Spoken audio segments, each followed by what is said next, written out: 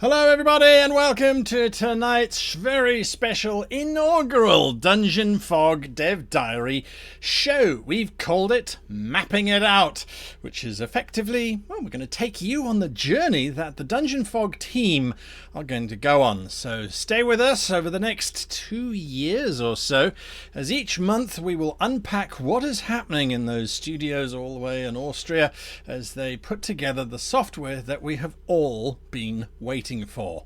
I've got some spectacular guests lined up for you this evening.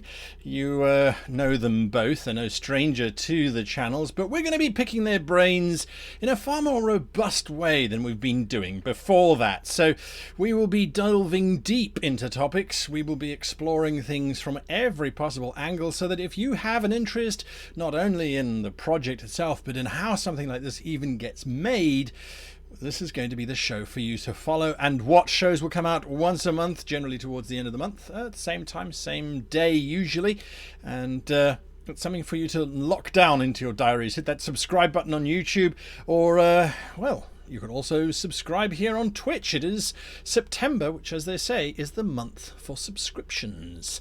So we've got a lot of people already joining us. I'm very excited for that. In the chat, we've got some moderators there. If you have questions, please remember to put the word question in front of your question. Big caps so that I can see it. I'm getting old and frail and there's lots of things going on. So Secondhand Samurai there in Twitch is reminding you, put the word question in front. And well, I don't see the chat at all on YouTube there, but if you are watching on YouTube, I can see there's 11 people watching. If you do have questions, just put the word question in front. But that's just bits and bobs. What are we going to be looking at today? Today we are going to be looking at, well, basically, where are we going to start? How do we do this? What's involved? We're going to unpack the Kickstarter. We're going to look at how that performed. We're going to look at the results of the voting. The voting, that critical voting. If you were a backer, if you were part of the Kickstarter, you got to vote recently on which assets, which graphics, which biomes, which all sorts of things, which ones were selected to be included in the initial release of DEIOS. We're going to look at the results of that. They were finally tallied this afternoon, just before the show launched, as a matter of fact. And we're going to see and get a little bit of understanding of what's going to be happening in October. So let's get our first guest into the show. Without further ado, let's have a look at Mapping It Out.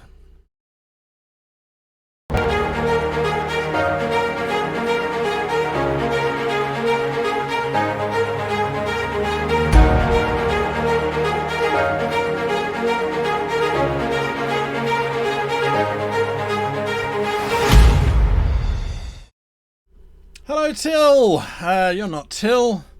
You're Till. There we go. Hello, Hi. Till. Welcome to the show. Nice to have you here. How's it going? How are things? How is life for you at the moment? Well, busy at the most, I would say, but it's going on forward greatly, and I'm happy to be here. I was looking forward to this show, and I was so excited that we finally had the chance to start it. So thank you very much, Guy, for being our host here and being our moderator. And hello, everyone. Nice to have you here. What can I say? Let's get this on. Let's get this on. Let's get on with it. Absolutely. Okay, so before we go too much into it, Till, tell me, why did you decide upon this kind of format to reach the supporters of Project DEIOS and Dungeon Fog? What kind of drove you there? Well, I mean, we are looking at a development time of I would say 12 to 18 months at best, and if things go wrong, and we might have more time to finish the development, possibly 24 months. So until the alpha starts next year, I wanted to have a format where we can talk about the process, where we talk about where are we, what are we going to do. So I really wanted to give this great community that formed around our Kickstarter campaign and long before with Dungeon Fog, I wanted to give them the opportunity to be part of the full development process. I just wanted to have that open and transparent and talk with you about all the things that we are doing. Hopefully mostly about the good things that have happened, but maybe occasionally things and drawbacks that we might have to overcome before we can move onward. And to be honest, I like it when games do that. I'm watching a few of the games I like. I'm watching their dev blogs or their dev videos, and I thought, well, I like the format, so why not do that for you as well? There we go. There we go. You heard it. You heard it. Yeah, and I agree. I think this is a good way to reach out, and I think that the setbacks are as interesting as perhaps some of the successes. Now, we are going to try and make sure that we bring you everything that we possibly can with regards to this whole thing. Now, till the Kickstarter has done, it's finished, it's over with, it's wrapping up the Pledge Manager. Take us through that very quickly. Where are we with regards to the Pledge Manager and the like? All right. So the Pledge Manager has already started. We have overcome our first obstacle there, which caused a little problems when we did the VAT calculations, but we fixed that now. We kind of alienated the shipping rules for that a little bit, but I think you will find everything you need in the Pledge Manager, and it is on. And this Friday, September the 27th, we are going to lock down the first orders, those who have ordered a subscription, because we want to make sure that your subscription will start with October. Like, the sooner you get your subscription, the better, the happier you are. So that's why we're going to start with those this Friday. And then every month at the end of the month, we will lock down new orders. We will see if people have ordered subscriptions. We will lock them down and deliver them to you so that you always have your subscription running at the start of the next month. And then January the 10th, we will then lock down the Pledge Manager for good. We will say, okay, that's it, done, because that will be the time when we are close to our first alpha. Right. Now that gets me excited. That little phrase there, close to our first alpha. I must admit, I'm not going to lie about that. Yes. But let's not get ahead of ourselves. So, right. So now let's turn our focus to what has started already. What has taken place software-wise? Where are we? What started already? Just give us some heads up on that. Yeah. Okay. So first of all, I must say, the week after the Kickstarter campaign was the hardest week for the whole month, because with all the pace and the hype and the action, suddenly being in a week where you have to wait for Kickstarter to do something, it felt like being trapped in syrup. It was like, when is going to happen anything? And we were like, oh, Jesus. So what we did was we started recruiting. The second we knew that the Kickstarter campaign is going to be successful, and the second we knew that it's now just waiting for the funds to come in, we started our recruitment. And I'm very happy to say that we have our team. We are finished with that. So that's what happened there. I think we're going to talk about the team later. Yes, absolutely. We're going to speak a little bit about that. So all right. So that's the ball is rolling, basically. The ball is rolling. What is your biggest "can we get this right" challenge at the moment? Well, at the moment, for the team recruitment, obviously it was finding the right people. We know how challenging DEIOS is going to be, and we know that we want to take up the challenge. So we were looking for people who can fit the team, who know the technologies, who know something about role playing, because I think that is important when you want to write software for that. So the biggest challenge for us was to find the right persons fitting the team. And I'm very happy with the results. We had a lot of applications, and we went through all of them in the past 3 weeks. I think we have been sifting through over 25, possibly 30 applications for each position. And if you have been applying, if you didn't make it, my sincere apologies. It was a very tough choice for us, but it's not going to be the last time that we offer jobs. So keep a lookout. And to those who made it, congratulations, welcome aboard. There you are. Is it too early to find out who they are that have come aboard?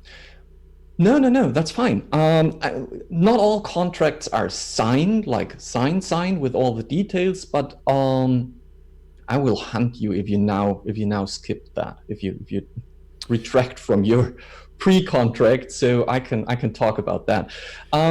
We have a user interface, user experience designer called Boti. You might know him from our Discord chat, Botisaurus. He is from Vienna, and he signed up to help me with the user interface design, because we are going to rework our user interfaces and the user experience for DEIOS. Then we have two Rust developers, Jan and Jonas, who are going to join us. Again, with Jonas, we are still in negotiation, but I'm pretty sure that will work out. And we have Holden from the United States, who is an external Rust developer who's not going to be on board full-time, but he's going to help us whenever we need him. So in total, we are looking at 4 new people joining the team. And trust me, that's exciting. Like, whew. I'm sure it is. I'm sure it is. And it's quite a growth as well for your team. In terms of numbers, is it not? Yeah, like we had Andy, Thomas, Herbert, and me, which were 4 people. Now with 4 additional people joining for this project, it has been exciting, and I'm also worrying, because you know that whenever you have companies that grow too rapidly, that often is a bad decision. You should have a slow and steady growth. Now that, with the opportunity of having those great Kickstarter fundings, we knew that we can hire those people for the 12 to 18 months. So we decided to go that way and rather have a big team to start with. But we know that this is something that we have to keep an eye out for. So yeah, it's exciting. I'm all the time. There's a comment in chat saying more people hopefully means more work can be divided between them, and we can get our software sooner. It doesn't always work that way, does it? Well, honestly, for the past 2 years, Andy has been doing all of the Dungeon Fog development on his own. Like, all the coding was made from Andy. So I do have the hopes that having more people means having things done faster. But as you just said, Guy, doesn't work that way in programming, because more people also means more interconnections, more people talking to each other, people waiting for other people to finish things. So it's not going to be the simple math where you say 4 people means 4 times faster. There's this joke with the project manager who says, well, give me 1 mother and 9 months and I have a baby. So let's hire 9 mothers, so we have 9 babies in a month, and that's not going to work. It's just not going to work. It's not going to work. Till, thank you for this. I suppose the November, December is just going to be sort of getting it all running and everyone up to speed. So October will be heavily focused around our 1-year anniversary of Dungeon Fog, because last year we've launched Dungeon Fog on October the 25th, I think. And we are going to be at the Spiel in Essen. So there's a lot of prep for that now sitting on my shoulders for October. But the team is hired to start on November the 1st. And Andy is currently building up all the architecture, like the programming architecture, the structural fundaments for the team, so that when they join in November, they can start working directly on it. Right. Absolutely. All right, Till, we're going to bring you back in a little bit to talk to us about the outcome of those votes. But before we do that, we're going to have to look at something else that is equally daunting, perhaps, and will also require Well, an artist's touch, let's put it that way. Till, we'll chat to you in a little bit. Stay with us. Let's have a look at our assets.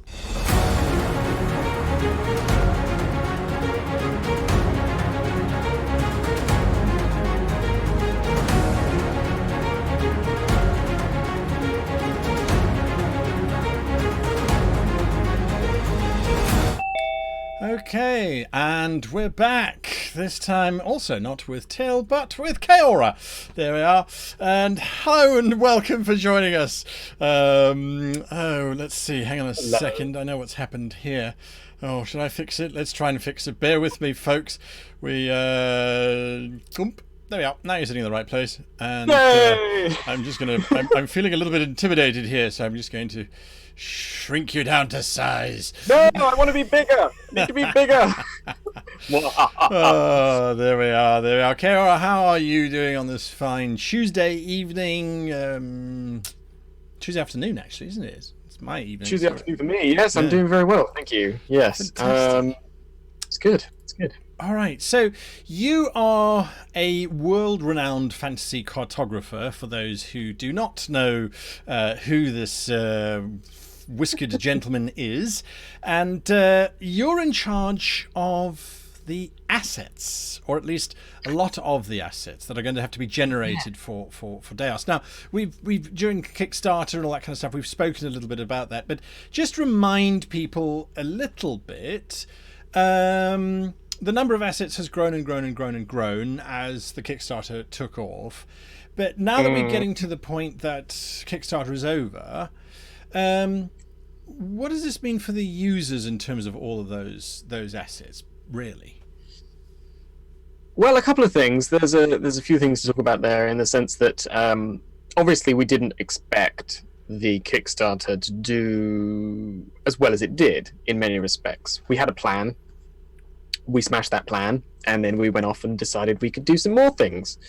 And one of those things was that we were going to do an indefinite stretch goal, and with that indefinite stretch goal meant more assets. Now, what that primarily means for anybody that's going to use DEIOS is they're going to have loads and loads of assets to play with. That means that hopefully the program will be better, and it will be more usable, and you'll be able to create your own unique things. That also means, however, one of the downsides is that because I'm going to be creating so many assets, it might take a little bit longer. So we're going to have some primary things that we're going to get up and running first of all, so that when the alpha comes out and the beta comes out, there's going to be some primary things that you're going to be able to play with. And then over time, we're just going to keep making assets, and they're going to be released over and over and over again. Now, me and Till had a really interesting conversation about how we might do that recently. And in what format that might come out in, but we're not gonna reveal that in this stream. We might save that for another one. How rude! That's all I can say. How rude! Tell us that there's a secret, and then you don't tell us what the secret is. Well, that's just mean, I have to say. Anyway, all right, yes. Well, then I will hold that to you to that, and hopefully you can rejoin us on the show at some stage, and then reveal your secrets. Right. Or not, whatever. Don't care. I'm just going to walk away. So let's break this down. There's some questions already starting to come in chat. What is an asset specifically? When we're talking asset and Dungeon Fog, what is an asset? What is one asset? Sure. Well, you asked me to prepare some stuff, so I have something to show. Like, yes. I can share my screen. Make sure to share the right screen, please. This yes, is a I know. PG-13 show. Here we go. How's that? I didn't anticipate that happening. Huh. It's all broken? Has the stream broken? Stream has broken. Give me one moment. No. Don't you worry there. It's not the stream that's broken. It was my anticipated layout that has fallen over because of the marvels of technology and me not anticipating this. When this is what happens when you try and get clever. All right, so I'm going to open up this whole window here. Fixing streams on the fly will be the series video next week. Sure. Let Yeah. me just break this completely. Guys, Here we now, go. Here we go. seriously. All right, so you're sort of working. Yes, right. So keep talking. Ignore me, everybody. Sure. So one of the things we did during the Kickstarter was we decided that it would be really cool to have little asset packs that would be unlocked throughout the Kickstarter. So things like an elven pack, an orc pack, there was Titanic creatures, a Lovecraft pack, and so on and so forth. And for that, I made a couple of assets to show off what each pack might contain.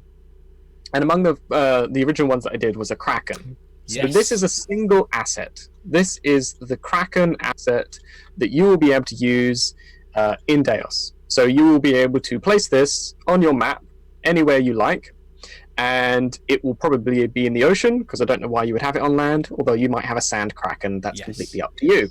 But this is a single asset. And what that means is that this can then be part of your world in whichever way you like. That doesn't mean that there are a few awesome things about the assets in general, in the sense that you'll be able to change colors and do all these different bits and pieces with the program eventually. But for now, when we're talking about a single thing, this is what it is.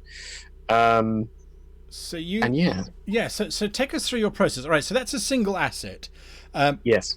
But now take us through the process of how do you then go about determining what the look should be. So you guys said, okay, well, we need some kind of water creature. Maps traditionally have always had sea monsters in the sea, so let's make a Kraken. So then you go and source imagery of Krakens. I can see the different sort of symbols and things, Hail Hydra, that sort of thing. So the way I work when it comes to creating artwork for my maps or for assets or for any other kind of things, tokens, etc., is that I will always go to online and I will look at concept art. I will say, what is the thing that I'm trying to create? In this case, it was a Kraken.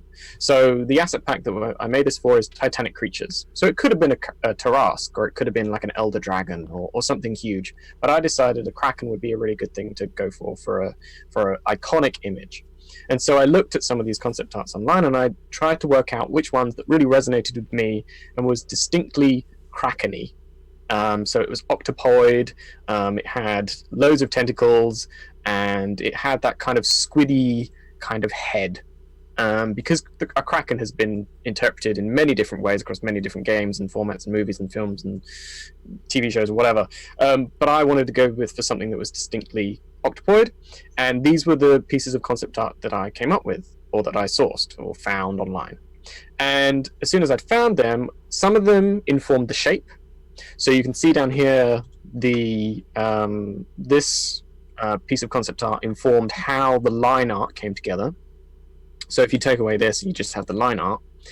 You can see that this is very similar to this piece Right, of that concept sort of art. cephalopod back. Yes, Cuttlefish exactly. type of thing. Mhm. Yes, lovely. And also this as well. So I wanted something that was kind of symmetrical, so it could fit loads of different aspects of a map, so you could place it in different locations and it wouldn't have like a certain perspective. So this is also kind of helpful. I was thinking, okay, maybe I should have it from the front on so you can see both of the kind of fin spiky things. And then obviously I was looking at this because this was a really cool image to have for scale. Right. But then after that, after I have the line art, I then need to figure out, okay, well, I also need some kind of concept art for color. So this one up here, although I didn't follow the shape necessarily, I did follow the color scheme. I did really like the red as it came into the blues as well. So then you're sort of working on the color, and you start to sort of work in a kind of a red, sort of lobstery sort of kind of color for, you know, that kind of deep sea creature or underwater creature would have this kind of color scheme. So that's how I came up with those. So the process for me is always looking for concept art, creating the line art, and then doing the color. And then after that comes together, then the asset is complete. Okay, and from my understanding, we'll be able to change that color later on anyway. Well, it would be the same shading, but it would just be a different tone, for example. Yes, it depends on how complicated we do these things.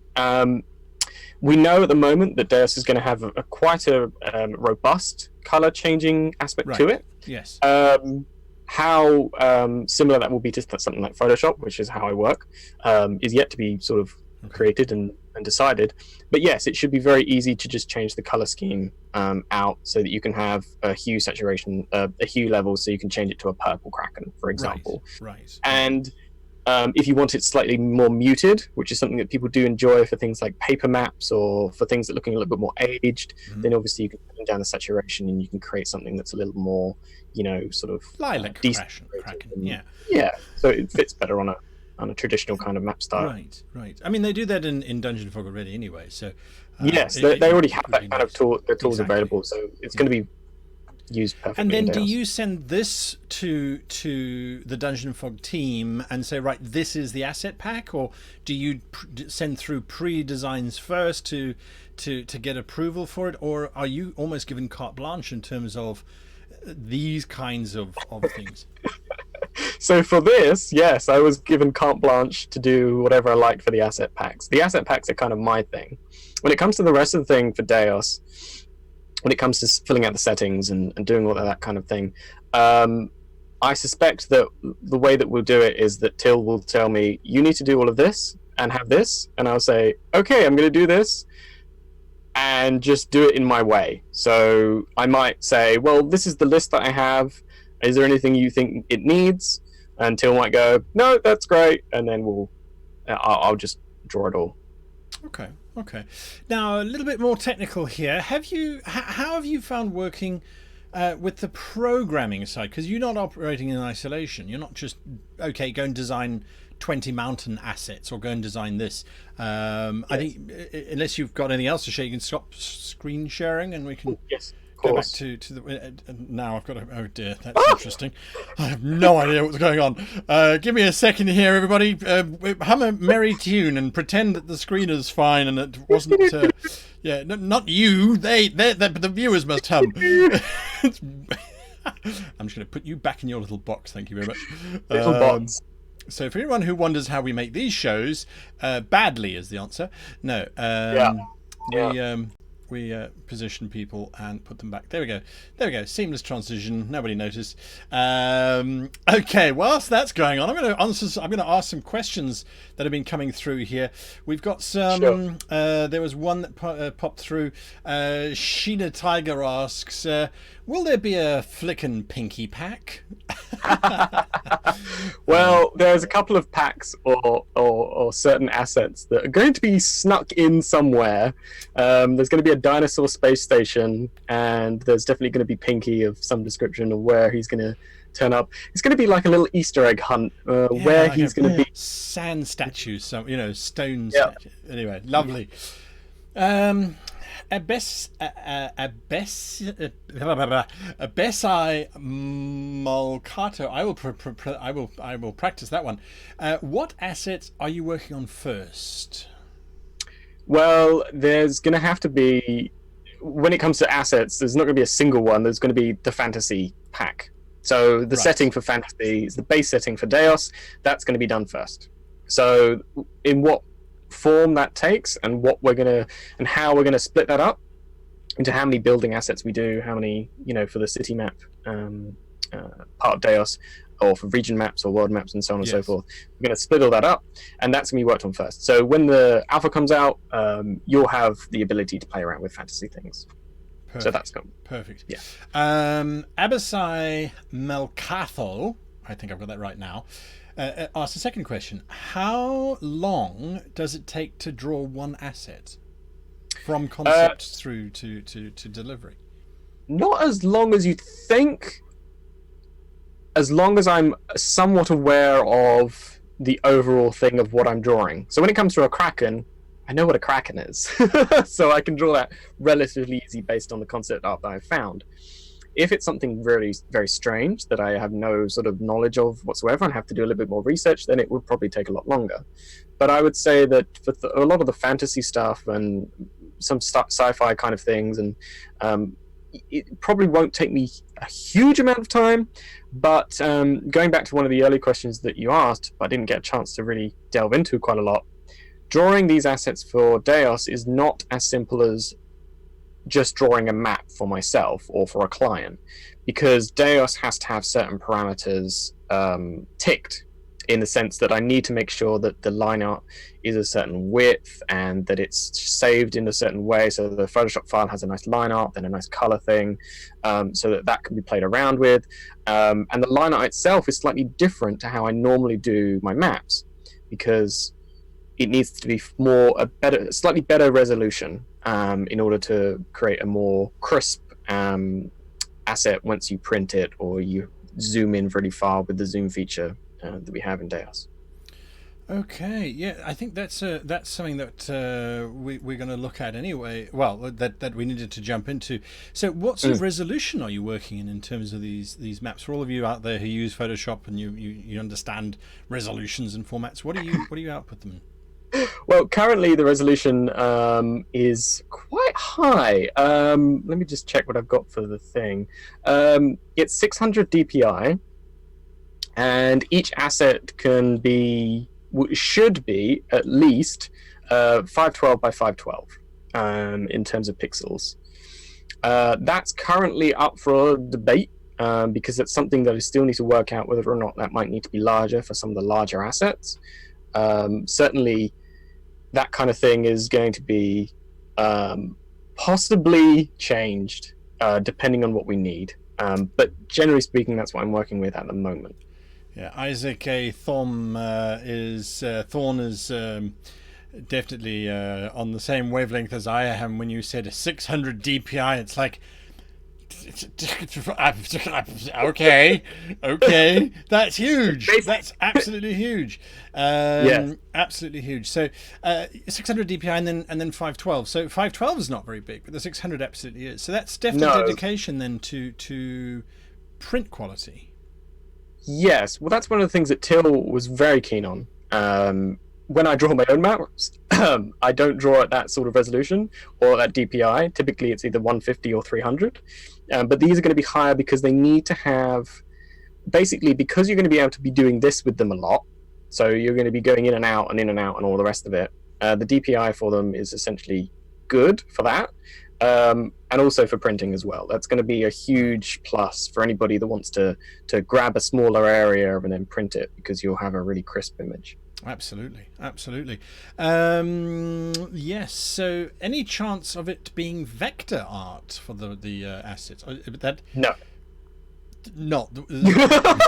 Okay. All right. Okay. Well, there we go. Sorry. No. I guess that's a kind of brutal answer, but no, not at all. You have your answer. There we are. No. Vector art is very different to how I normally work, and I draw in Photoshop. That's how I do things. If I started to do vector art for them, it would be a whole new learning curve. You'd have to wait another 6 months for the program. It's hugely more complicated because you can't draw technically with vector art. You have to sort of move it around, and it's very funky, and I don't have any practice with it apart from a little bit when I went to university, so no. Right. And also traditionally, although there is procedural generation, I'm not sure how that would sit with the tech guys either. We'd have to talk to them about I think they'd probably like it, but there's not to say that that's never going to be something that might be in DEIOS, in the sense that other artists might create vector art that might allow you to have slightly weirder sort of zoom things if you want to use an asset pack from some other kind of artist, because don't forget you'll be able to upload your own things. But for my style and the style that's going to be based in DEIOS, then no. Right. Some other technical questions coming through, which I'm going to allow to be answered because it is interesting, I think. Anawa CZ says, how big is the Kraken file at the moment? Can you give us a... Not that... Well, the it's PSD, quite basically. small, actually. The Photoshop file, at the moment, isn't the file that I sent over, that I will be sending over to Dungeon Fog when it's finished. Because obviously it will be smaller because it won't have all the concept art in it or any all the layers. It'll all be sort of condensed and slotted in and stuff. At the moment, it's 41 megabytes for that file, which isn't very big at all. Not in terms of Photoshop, no. No. I've worked on some maps that are gigabytes in size. Oh yes. Because they can get huge.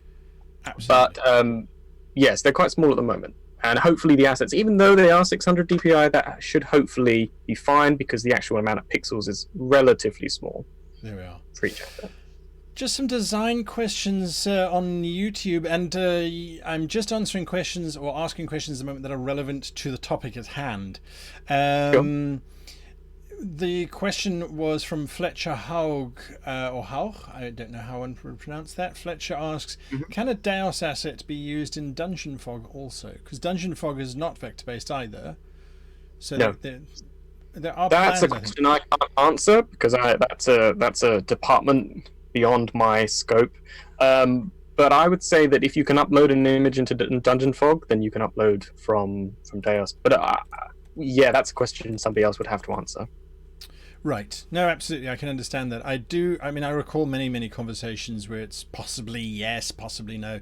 It just depends entirely on a whole bunch of things. What's happened to our background? I don't know. It's disappeared. I don't know either. I think it was an image, and now the image has run out. No, it's an animation. An animation run out. There we go. Who knows? It's the first show, and it's me driving it, so everyone should know by now something is going to fall over.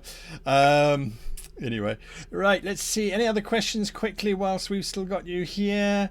Is there a different chat room for questions on the stream? Dirty Den, the stream is going out to both Twitch and to YouTube, so I'm picking them up from both sides, so bear that in mind. If I don't see your question, it's because I missed it, so just ask it again. Such as Dredino says, will we be able to change color of specific parts of the asset, like change the color of the eyes of the Kraken but not the skin? That would be very small and very subtle controls. Yes. Yeah, I'm going to say a maybe on that one. There certainly will be some assets that I would love to have that happen, and it will be built in. And what I can think of specifically is houses on the map.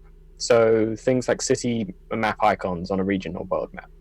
It'd be lovely if you could have rooftops that are slightly like a different color, so you can independently change those colors.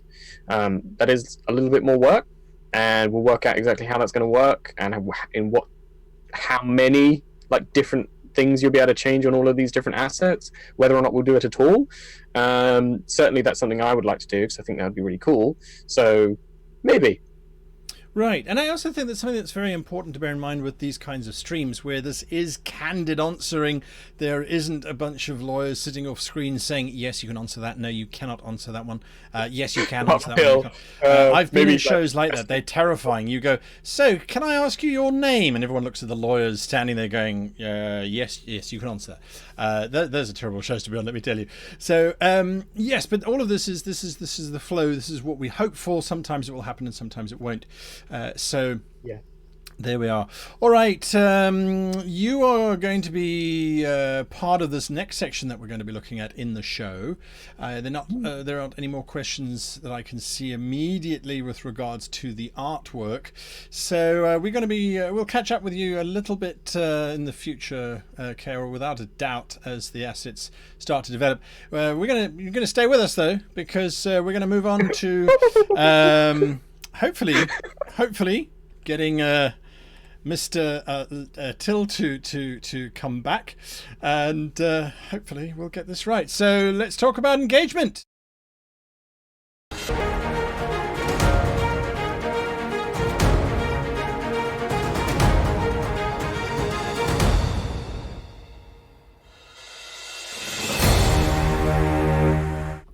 And there we are, all three of us are here in the wrong place, because that's how life works.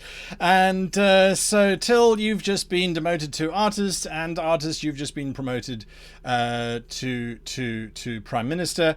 And we're going to bring this up now because I've got nowhere else to go. Right, everybody, we're talking the votes.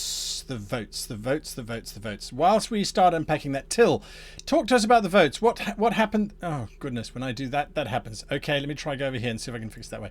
Till, talk to us about the votes. How many? What is the slide talking about?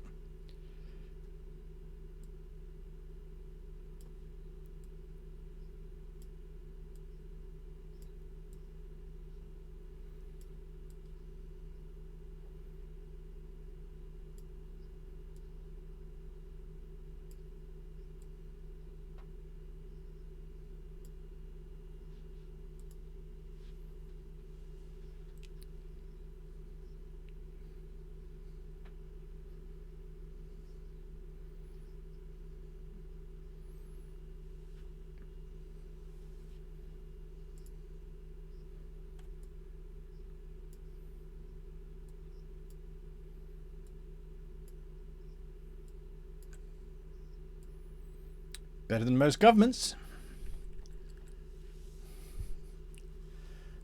Okay.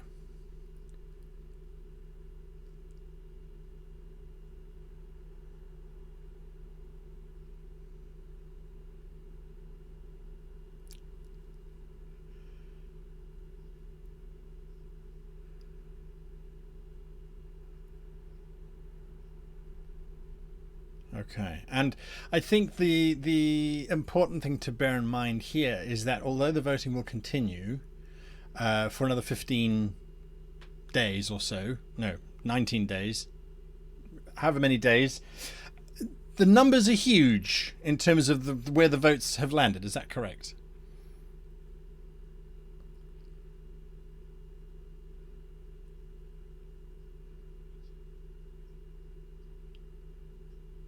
What? How is he muted? That's impossible.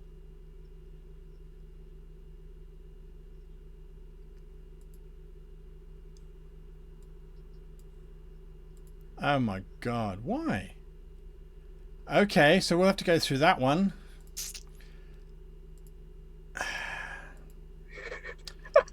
Okay, so that's on me. I'm fired, I understand that.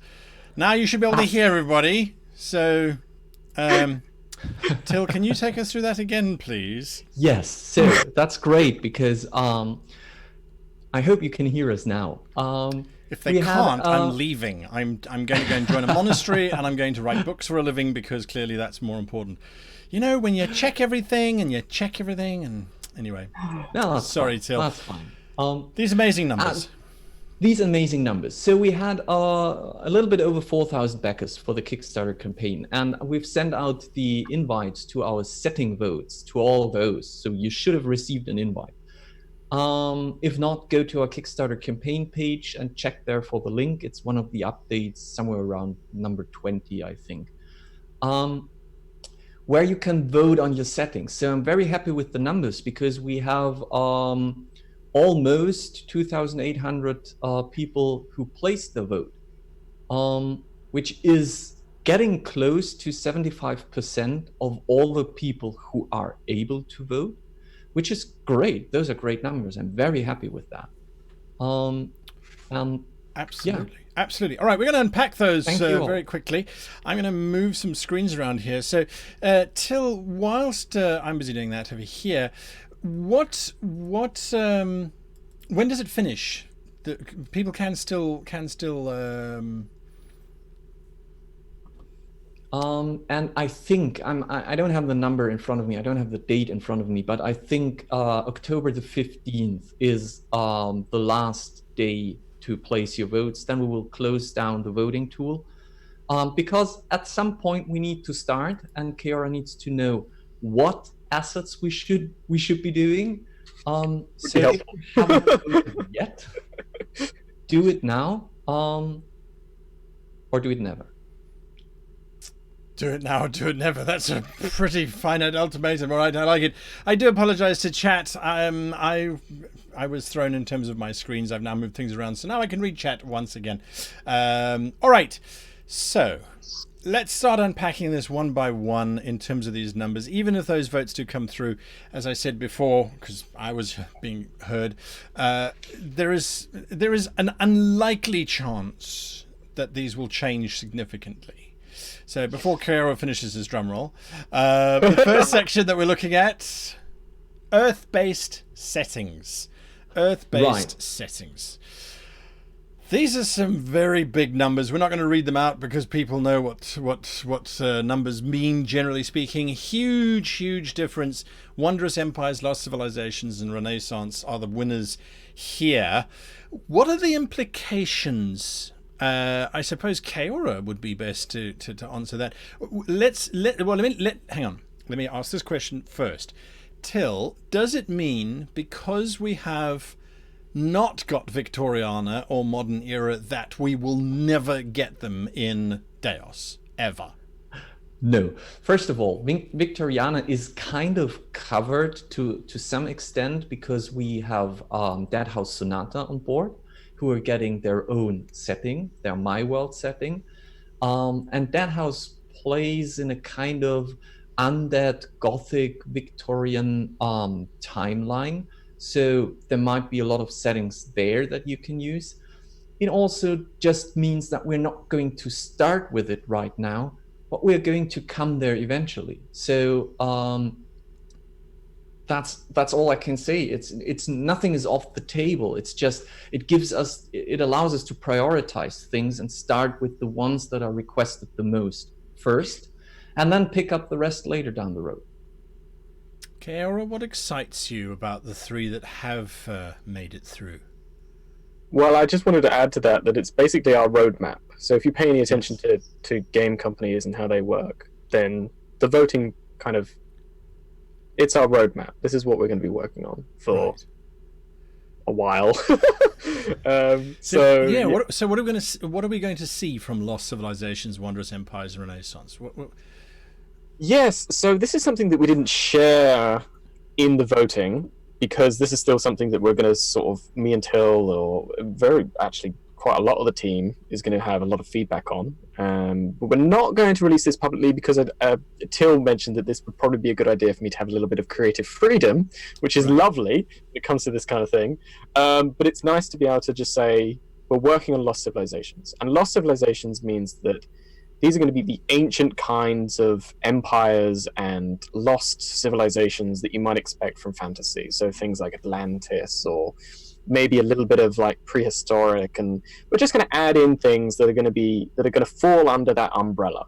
Right. And that works for all of these names. So something like Renaissance, that means the age of sail and pirates, and a little bit of Mayan or Aztec influences, and little assets for that kind of thing. So when you're looking at these and you see that name, chances are that if it falls under it in any kind of way, we're going to look at it very seriously and see whether or not that's worth putting into DEIOS in an asset form, or in a building form, or in some kind of biome form. Okay, so this is Earth-based settings. So these are just the first 3, and by the sounds of things, that's almost going to cover old world, if you like. Yes. Next one is fantasy. Was the outcome what you expected? Before we go there. Oh, right. I was going to do a drum roll again. Yeah, I saw you winding up for that one.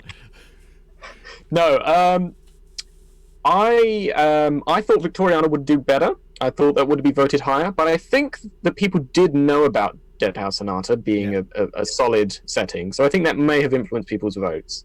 And we did talk about it before, saying Victoriana is going to kind of be covered by other things. So, yes, I did kind of think that this was pretty much how it's going to go down, really. There you are. Till, were the next category coming up fantasy? Did you anticipate how it was going to go? No, absolutely not. I was really surprised with the result. Although all of my team was shaking their heads at me and was saying, why were you surprised? That was so obvious. And I was like, no, but maybe because I personally was hoping for some different results. So there we go. Can we get your drum roll now? Sorry. I misinterpreted your question. Yeah, so the fantasy one, I didn't expect it either, but yeah, go on ahead. Oh, now you have sound. You're like my bloody stream. Okay, here we go. Fantasy settings, Underdark and High Fantasy are the clear winners. And I mean, it's not like it's slight winners. It's not by... It's by leaps and bounds. Yes. Quite different. And... So, Underdark, what is that? That's for those of us that are not necessarily aware of these things. Yes. Keora, take us through it. What is Underdark? Underdark is basically the underworld. In Dungeons and Dragons, the Underdark is a huge sort of sprawling underground caverns and spaces where entire civilizations exist. The Drow and the Mind Flayers and all of these horrible beasties and glowing caverns and stalactites and stalagmites and mushroom forests and deep dark underground oceans and things like that. So the Underdark is a very exciting setting for me, in the sense that I'm really excited to draw all of that and have that be a part of DEIOS. I didn't expect this result, in the sense that I didn't know that the Underdark would go way out further than all the other ones. But yeah, it's super exciting for the Underdark to be one of them. Yeah, Till, which one did you want? So I'm very happy with the Underdark, although we know that from a technical standpoint, it's going to give us headaches. Because it's not a layer, isn't it? Well,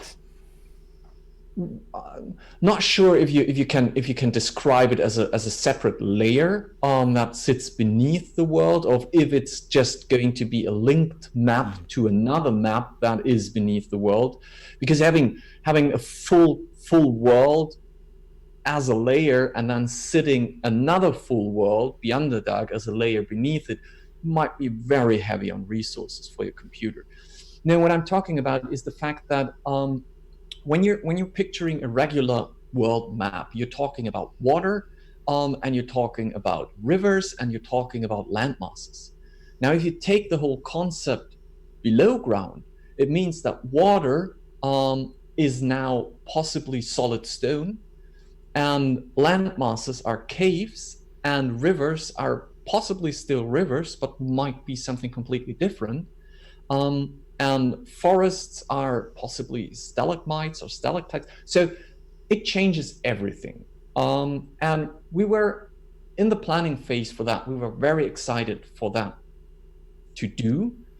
Now we have to do it at start, which kind of is daunting. But I think it's going to be fun as soon as we've worked out how the biomes work for that, and how the landmass changes, like the setting changes apply to land masses when they are below ground. I was completely not expecting high fantasy, because we had so many people responding and giving wishes on the Kickstarter feedback and the Discord, and people were posting, because we asked you to post and request settings that we put to the list. And aquatic was so high. Like I think, I can't remember, but I think in terms of how often aquatic was requested, in terms of Discord lines where it says, oh, can we have aquatic? Or the requests on the Kickstarter comments, then I was absolutely certain that we are going to do aquatic and Underdark. And I was absolutely surprised seeing that high fantasy won with such a big leap to all the others. Which is absolutely fine for me. I just didn't expect it.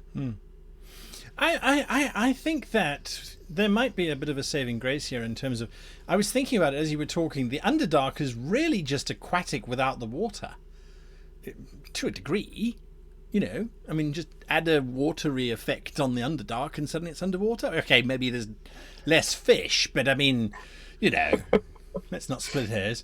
All right, the last section that we're going into is the future. We look into the future, and I clearly could not look into the future. I had insight into what these categories were, and I was like, oh, it's definitely that one and definitely that one. It was completely not, so gambling's out for me. Do you guys... Did it happen the way you thought it was going to happen for sci-fi?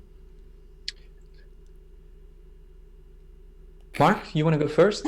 I was like, yeah, a little bit more closer to what I was expecting than the fantasy votes. I think the Earth-based voting was quite informed with what I thought, and then the fantasy was like, whoa, okay, loads of people want high fantasy, but then also the sci-fi is like, okay, yeah, I can see why people voted in that direction, and it was kind of, I wouldn't say predictable, but I can see why the thought processes behind it. Till? You Yeah, I was also sorry, my dog needs his pills. I just have to turn off the alarm. Pardon me for that. We have overrun slightly. Yes, we have, but I didn't want to end the stream because it's so interesting. No, that's fine. Yes. That's fine. It's just I'm on the same page with Kiora. I was expecting the votes. I was rather expecting the votes on sci-fi the way they came out. Although, again, I would have placed my second vote somewhere else. So it's okay. Again, everything is fine because you voted for it. But I didn't expect, I expected one, but not the other. I see some people in the chat saying, oh, I hope this one made it. I hope that one made it. And some people are saying, please, you must give your dog those pills because otherwise it will take over the world. So either that or it'll spawn gremlins, one of the two. So without taking any longer, sci-fi. Sci-fi settings, there we go. Space travel and cyberpunk. Goodbye, post-apocalypse, so long digital utopia, and fare thee well, grim dark. Thou shalt not be seen in the first iteration. Cyberpunk, you made it. Well done. Yay. No, actually, I really like Cyberpunk. And space travel. So, what is space travel per se? What do we see? Give us something, just a soupçon, a taste, a little clue. What are we going to be seeing in space travel? Well, space travel is essentially that classical kind of Star Wars-y, Star Trek-y kind of alien-y worlds and spaceships and space stations and advanced technology in a really cool kind of way that speaks to you in terms of sci-fi. So this is almost in many respects is going to be the very kind of the sci-fi-iest kind of sci-fi that you could imagine, that you typically see in many kinds of media. And space travel can incorporate a lot of things that we can add or play around with. It's a very broad category. So we're certainly going to try and incorporate loads of really cool alien sort of things and biomes or assets to do with sort of, futuristic kind of things. But yes, that is going to be our carte blanche to do a huge range of different things and incorporate loads of stuff. Yeah, exactly. Like having, I mean, it's the exploration team going down on a planet and saying, "Oh my God, those are not trees, but those are living mushrooms that are screaming at us." And so that's space travel. I was expecting cyberpunk, obviously, because I love cyberpunk as well, and we know that from Dungeon Fog, our cyberpunk assets had a lot of praise there. Although I didn't expect space travel to be there. Again, maybe because I was hoping for something different. I was very much hoping for grimdark. But I was surprised at how many people voted for space travel, which is obvious when you think about it, just not obvious when I put my own bets on it. Right. Yeah. I'm very excited, I have to admit, because I was doing something this afternoon on Dungeon Fog, and I use a lot of the cyberpunk assets when I'm doing modern stuff, and also when I'm doing science fiction stuff. So I know that Dungeon Fog is obviously quite different in terms of assets because it's more about what goes inside a room rather than on a planet. But we're going to be able to cross over between all of these different things anyway when we're making maps. So I think that there's a lot of space here that's covered, if you'll excuse the pun. But yes, very, very exciting. So overall, are you happy with how this has turned out? Both of you, are you Yes. happy? Yes, absolutely. I'm very happy because we had a lot of response, which is necessary for us because it knows that people think about it, want it, give us feedback on it, and now as Kiara said, now we have a roadmap that we can work with. And I'm also happy with the voting results personally because I can use a lot of them from my games. But also because I think when you're looking at the general perspective of all of them together, I think there are many synergies that you can really use. Like taking a lost empire and place it on a sci-fi planet, like a space travel planet, and you have an ancient civilization on a different planet. It just works out. We can use those symbiotic relations between those settings. And I think I'm very proud of the community to vote for us, vote for those settings, and do clever votes. I agree. Mark? I was going to go down a different route. I just wanted to say that, yes, I'm very happy with these kind of results. I would have loved to have done the inner planes or any kind of planes, because obviously I've recently drawn a map of Avernus, and that was very fun. So some of those things that I learned would be good. But when we started out and we were trying to think about how all this voting was going to be split up and how it's all going to work out, the things that are on these lists that are quite clearly the runners-up, so if you see the inner planes there and you see the post-apocalyptic on the sci-fi, it's very likely that those are going to be the ones that we do post-launch or in Yes. the foreseeable future, because this is our roadmap in the sense that if you see a result that's very clearly in competition with one of the other ones, they're the ones that are going to be done next. So everyone in the chat going, no, I wanted this, and no, I wanted that. The highly voted ones will get done pretty soon after launch, I think. I'd love to do the inner planes. I think that would be a great thing to do. I do think that could be a lot of fun. All right, we have shot over our time frame that we had given ourselves. Some questions here very, very, very quickly. There's a quick one from Dredino saying, can we get modular spaceships for spaceship travel so we could design our own sort of spaceships? Warp nacelles and a saucer, or perhaps wings and fins, or so we had this discussion because there are certain franchises that we can't just do ships for, because that would be very, very expensive to get the rights and the licenses to do that.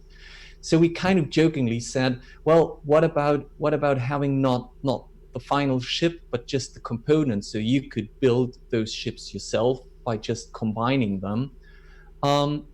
So the idea was on the table. Again, it's a question of how are you going to do that. We know that when we looked at the cities and the buildings, we also had the idea of having combinable city assets, where you could have a building and then a front porch and then a roof and a tower, and you could stick them together to have your specific building there. So the concepts are there. It's going to be something for Bodhi once he joins to think about how the user experience is for that. How are we going to make that happen? So a maybe would be the answer here. Yeah, maybe.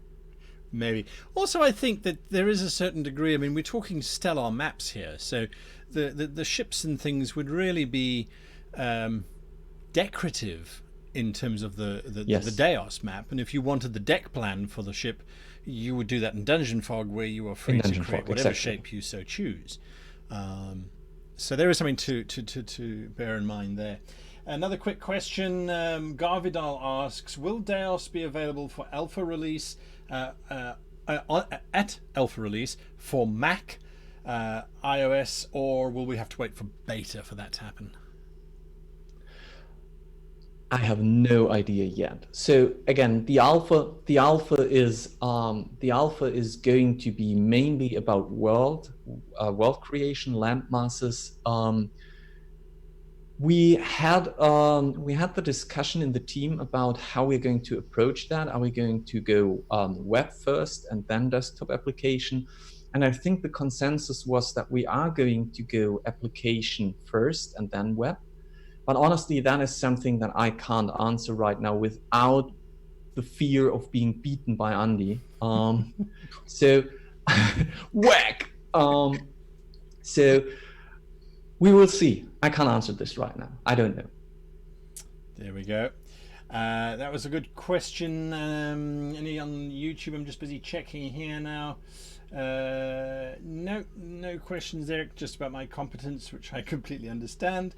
And let's see, any questions on Twitch? Not at all. I know we have some questions in the script, but we are so over time it's not even funny. I think we will address those in the next episode. So if you do have questions, Till, where can they go for questions and things? If you have questions, like if you have been watching the restream of this and you want to add questions for our next stream, just go to our Discord. I'm sure someone is going to link it in the chat. Go to our Discord. We have a dedicated channel for that. That is called DEIOS Live Show, and there you can post your questions.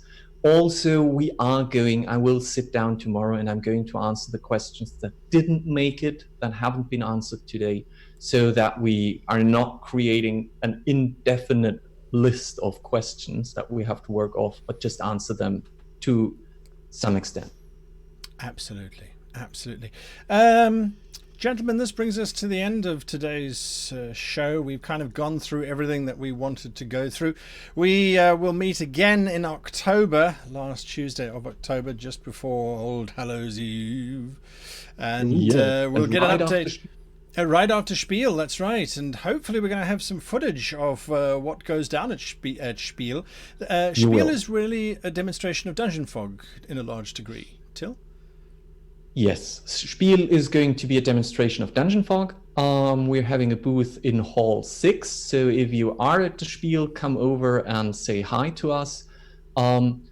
We might, who knows, we might bring some first sketches of the new user interface there. I don't know if that is going to happen yet, but we will see. But nonetheless, come over, say hi, join us there. And also I know that Bob Ross is going to be there. Oh dear, for those of you who do not know, go to the YouTube channel and find previous videos. I think they're there, and you can see what's happening there. Then a final question. With this whole Kickstarter, some people are asking, there's one question in chat specifically. Dungeon Fog is carrying on in terms of production and that sort of thing. Asset packs are still coming out for Dungeon Fog? Yes, absolutely. The next asset pack is coming out tomorrow. Let me check. It's 24th. Yes, tomorrow, 25th. And it's going to be all about things that eat you. Ooh, oh no. Things that eat you. Or that you can eat, either way. It's like, it's Well, now you've got us editable. intrigued. So tomorrow, if you're on Dungeon Fog, go and have a look at the new assets. I know I certainly am going to go and have a look. And yes, so there we go. All right. Thank you so much for spending the time with us. Thanks to all of you as well for being part of the show, for bringing your questions, for bearing with me on those technical issues. They won't be there next time, I promise. And from all of us here and everybody in the Dungeon Fog offices, thank you for joining us. And we'll see you again next time. Goodbye. Thank you all. Bye. Bye.